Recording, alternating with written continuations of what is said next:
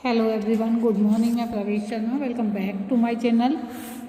आज का हमारा टॉपिक है द्वितीय भाषा के रूप में हिंदी शिक्षण के अंतर्गत द्वितीय भाषा शिक्षण की समस्याएं, problems of second language teaching. तो आइए इसी विषय में हम बात करते हैं।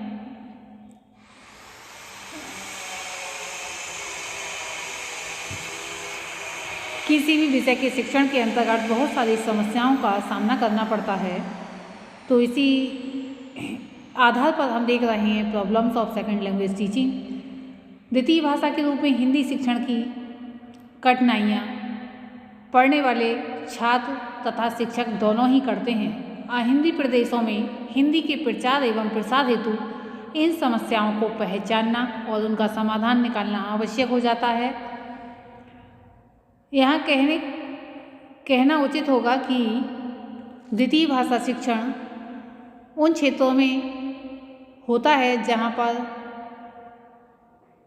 हिंदी प्रथम भाषा के रूप में नहीं है, यानी कि अहिंदी भाषी क्षेत्रों में हिंदी को द्वितीय भाषा शिक्षण के रूप में,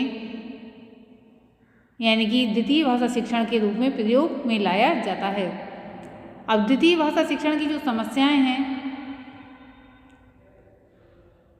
वे अनेक हैं, एक ही नहीं हैं। भाषा शिक्षण के हम जानते हैं कि 3 ही घटक होते हैं: पठन, पाठन तथा ध्वनि का उच्चारण, लेखन अथवा भाषा का लिपिबद्ध अक्षर, स्वर, व्यंजन, व्याकरण अथवा भाषा संरचना, यानी कि शब्द वाक्य संरचना। जैसा कि हमने पहला पॉइंट देखा, पठन पाठन अथवा ध्वनि का उच्चारण करना।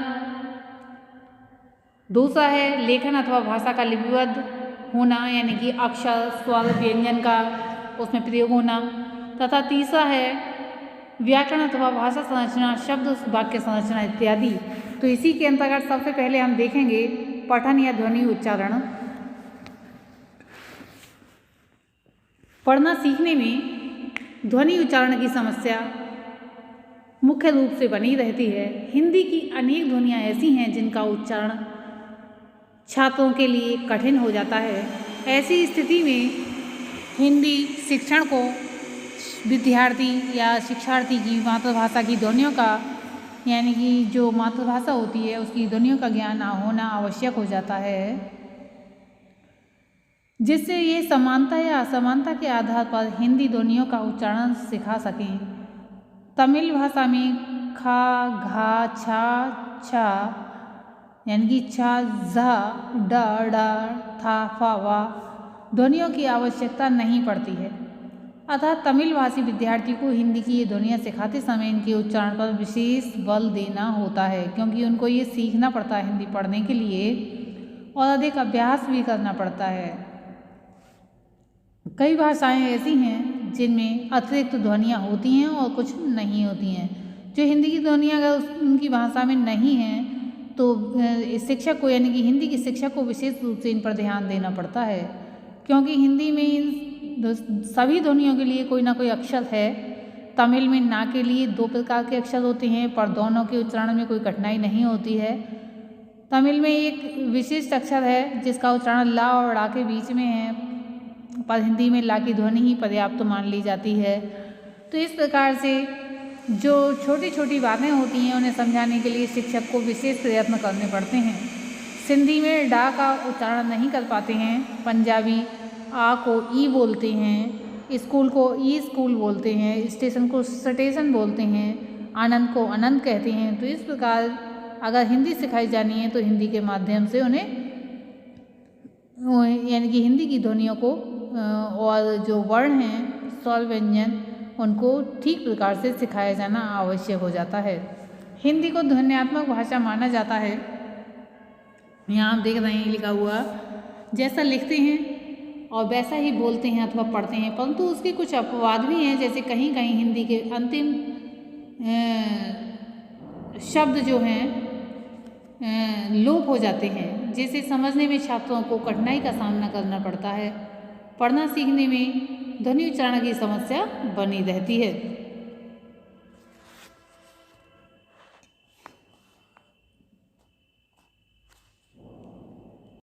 अब हम देखेंगे लेखन अथवा भाषा लिपि हिंदी देवनागरी प्राचीन लिपि है। यह लिपि सरल तथा सुडौल होती है। लेखन और उच्चारण में एक रूपता होती है, अर्थात जैसा लिखते हैं वैसा ही पढ़ते हैं, परंतु हिंदी भाषी छात्र लेखन में कठिनाइयों का अनुभव करते हैं। वे कठिनाइयाँ कौन कौन सी हो सकती हैं हम देखेंगे इन्हें। देवनागरी लिपि एक ऐसी लिपि है जिसमें अक्षर के बाएं की, दाएं की, ऊपर की ओर और नीचे की ओर चारों तरफ कोई ना कोई मात्राएं या चिन्ह लगाए जाते हैं। मात्रा चिन्हों के रूपों के कारण मुद्रण और टंकण में असुविधा होती है। इस वैज्ञानिक युग में जबकि लेखन में अधिक मुद्रण की आवश्यकता है तथा लेखन कार्य अधिक टंकण और मुद्रण द्वारा संपन्न होने लगा है, हिंदी की मात्राएं लगाने की पद्धति सुविधाजनक है। इस दृष्टि से रोमन लिपि अधिक सुविधाजनक हो गई है, क्योंकि उसमें स्वरों के प्रतीक रूप कोई अलग मात्रा चिन्ह नहीं होते, बल्कि स्वर अपने मूल रूप में ही व्यंजन के साथ संयुक्त होते हैं। इसे मुद्रण और टंकण में अधिक सुविधा रहती है। इस कठिनाई का निवारण एक समस्या है। हम मात्रा चिन्हों को तो नहीं बदल सकते, पर अक्षर लिखने की एक सुनिश्चित प्रणाली अपनाकर इसे कम अवश्य कर सकते हैं। अक्षर सिखाते समय बालकों को ये बताना चाहिए कि कौन सा अक्षर कहाँ से प्रारंभ करें और किस प्रकार मोड़ देते हुए कैसे समाप्त करें। हाथ से लिखने में कोई दिक्कत नहीं होती है, लेकिन जब हम किसी सहायक सामग्री का प्रयोग करते हैं तब थोड़ी दिक्कत होती है। जब अहिंदी भाषी छात्र छात्राएँ ठीक से ज्ञान प्राप्त नहीं करेंगे तो उनके साथ तो विशेष रूप से समस्याएं आएंगी, क्योंकि हम जो प्रयोग करते हैं हम अच्छी तरह से जानते हैं, क्योंकि मातृभाषा हमारी हिंदी है और वे छात्र जहाँ पर हिंदी का मातृभाषा नहीं है, हिंदी भाषी हैं, उनको जैसा सिखा दिया जाएगा वे वैसा ही सीख जाएंगे। और मात्रा जैसे कैसे लगाएं, यदि अक्षर लिखने और मात्रा लगाने में हम किसी प्रकार एक रूपता ला सकें तो कठिनाई कुछ कम अवश्य हो जाएगी। हम जो है स्वयं मनमाने ढंग से अक्षर लिख लेते हैं और मात्राएं लगा लेते हैं। जैसे कोई का बनाते समय पहले गोला बना लेता है और कोई किसी तरह से बनाता है, कोई किसी तरह से बनाता है, कई तरह से लिखते हैं। कई बार कलम उठाकर लिखते हैं, कई बार एक बार में ही लिख देते हैं। तो हिंदी के शिक्षकों को इस बात पर विशेष रूप से ध्यान देने की आवश्यकता है कि मात्राओं के कारण विभिन्नता बढ़ जाती है। कोई जो भी अक्षर है उसको कुछ दूसरा अक्षर समझ लिया जाता है। एक सुगम, सुनिश्चित और वैज्ञानिक तरीका ही अपनाना चाहिए। हिंदी भाषी विद्यार्थी को हिंदी लिपि से सिखाने में यदि उसकी मातृभाषा की लिपि भी सामने रखें और तुलना करते हुए हिंदी सिखाएं तो सरलता होगी।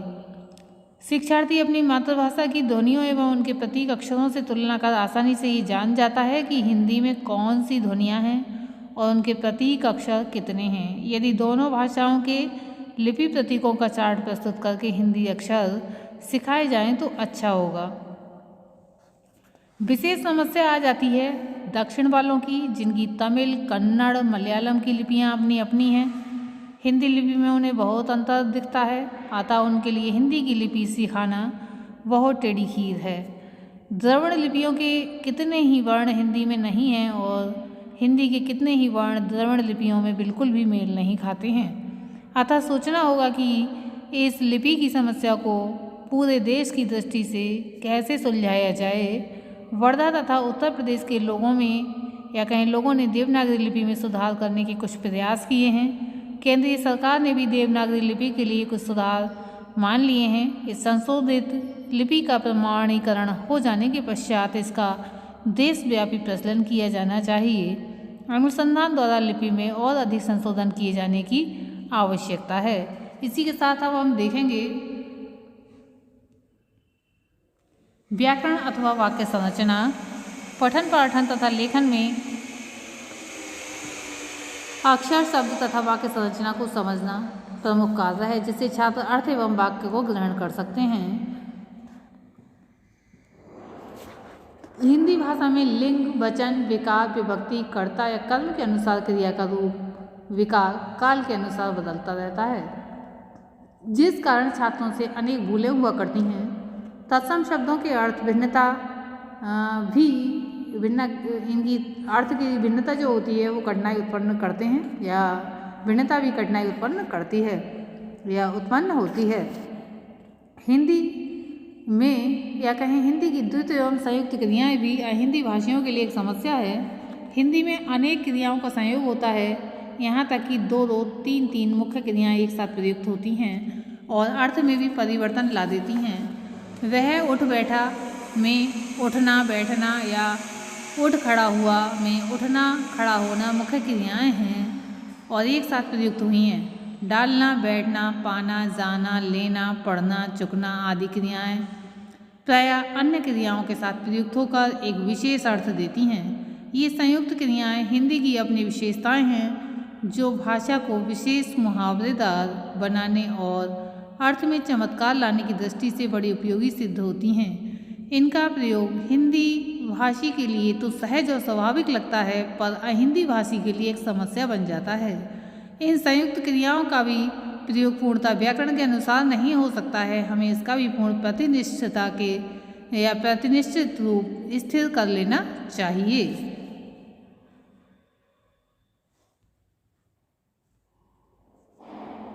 इसी के साथ हम देखेंगे निष्कर्ष।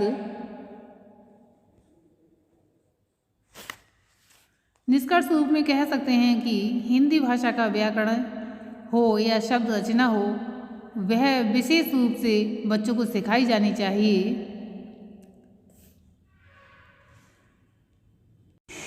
अधिक से अधिक संख्या में अध्यापकों एवं प्रचारकों की नियुक्ति की जानी चाहिए। अधिक अच्छी पाठ्य सामग्री का निर्माण किया जाना चाहिए। अधिक उपयुक्त शिक्षण उपकरण का सर्जन किया जाना चाहिए। अधिक विद्यालय और अन्य शिक्षण और अधिकरण की योजना का विकास किया जाना चाहिए। सीखने सिखाने के लिए और अधिक उत्साह एवं परिस्थिति का निर्माण किया जाना चाहिए। प्रामाणिक हिंदी का विकास किया जाना चाहिए, जिससे कि छात्रों में ज्ञान की वृद्धि हो सके और अशुद्धियों का निराकरण किया जा सके। आज की इस वीडियो में इतना ही। धन्यवाद।